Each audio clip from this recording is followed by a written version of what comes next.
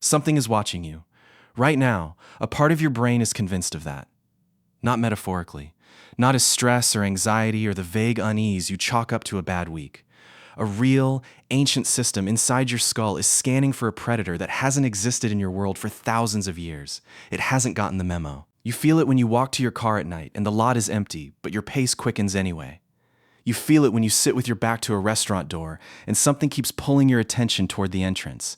You feel it at 3 a.m. when a sound jolts you out of sleep and your heart is already pounding before you're fully conscious. That's not weakness. That is a survival system older than language, older than civilization, older than your ability to think about any of this. And it is running constantly. Right now. Behind everything you do. To understand why, you have to go back 2 million years. To a landscape your body still expects to be standing in. Your ancestors lived on the African savanna. Open grassland, scattered trees, shallow watering holes. Beautiful in a way, also extraordinarily deadly. Lions in the tall grass, leopards in the branches, crocodiles at the water's edge. And every single one of those things could kill you before you even saw it coming. Here is the part that matters. The humans who survived were not the most rational ones. They were not the ones who carefully calculated threat probability before reacting. They were the ones who assumed danger first and asked questions later. That asymmetry is everything. Assume threat and you're wrong. You lose a few seconds. Assume safety and you're wrong. You're dead. Over and over, across 2 million years, evolution selected for the brain that panics first and thinks second. That brain is yours. Neuroscientist Joseph Ledoux spent decades mapping exactly how this works. Deep inside your skull sits a small almond-shaped cluster of neurons called the amygdala. It does not wait for you to think. It fires before your conscious mind even registers that something has happened, triggering adrenaline, spiking your heart rate, tensing your muscles, in roughly 12 milliseconds. Conscious thought takes hundreds of milliseconds. Fear always wins. Ledoux called this the low road, a shortcut that bypasses rational processing entirely. Your body reacts. Your brain catches up after the fact. You inherited that system. Intact. Unchanged. This is what psychologists call evolutionary mismatch. When a biological system shaped for one world gets placed in a completely different one and keeps running anyway. The savanna is gone. The predators are gone. But the amygdala didn't receive that update. It is still scanning, still flinching, still firing the same hormones it fired when the danger had teeth. And here's what makes it stranger. Your threat system doesn't only respond to physical danger. It responds to almost everything. A critical comment from a coworker, an unanswered text, a stranger's glance on a train. None of these can kill you. None of them have claws. But your brain processes social threat and physical danger through the same overlapping systems, because on the savanna, they were nearly the same thing. Anthropologist Robin Dunbar's research on early human group dynamics revealed why. Survival on the open plains was never individual. You needed your group to hunt, to watch while you slept, to protect those who couldn't protect themselves. Being cast out of your group wasn't just painful. It was often fatal. Alone at night on the savanna, you didn't last long. And so your brain evolved to treat social rejection and physical danger as nearly the same emergency.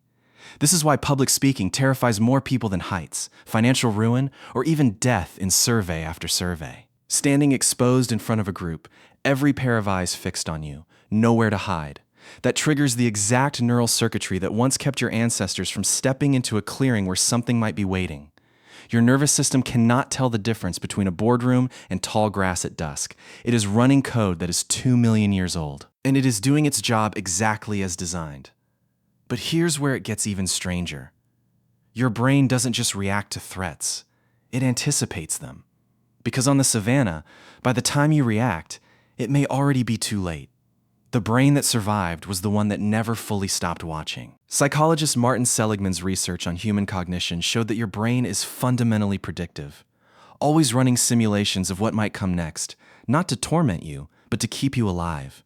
The low dread before a difficult conversation, the chest tightness before a flight, the nameless unease on a quiet Sunday evening when nothing is actually wrong. These are not signs of a broken mind. They are your ancient threat system modeling futures, preparing for the predator before it arrives. The problem is it never stops, because modern life almost never gives it a resolution. On the savanna, the threat appeared and then passed. You ran or you fought. Your nervous system came back down. The lion was gone. your body knew it was over. Modern life doesn't work that way. You can't outrun a medical result. You can't fight uncertainty. There's no moment where the threat disappears and your body registers the silence, so the system stays on. Not at full intensity, but at a constant low hum that taxes your immune system, disrupts your sleep, and slowly makes everything feel heavier than it should. You are not anxious because you are fragile. You are anxious because your nervous system is doing exactly what it was built to do, inside a world it was never designed for. Neuroscientist Lisa Feldman Barrett's work on how emotions are constructed offers something important here. Emotions, Barrett found, are not things that simply happen to you. They are built by your brain in real time, assembled from physical signals, past experience, and predictions, which means you have more influence over your threat response than it feels like in the moment. When you can name what you're feeling, when you can recognize the ancient system behind the modern fear, you give your brain the one thing the amygdala doesn't have on its own: context. The update that says, the grass, in this case, is empty. Context is what the savannah never required.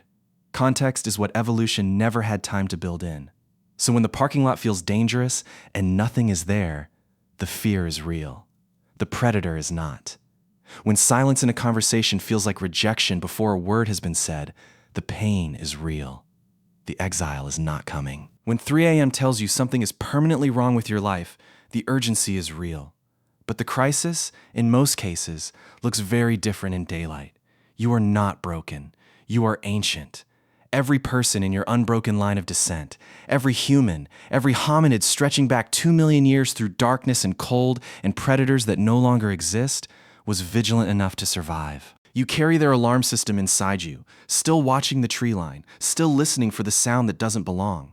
The predators changed shape. They became uncertainty, judgment, silence, the unanswered question, the unknown future. And your brain is still doing what it always did, scanning for them, watching for you.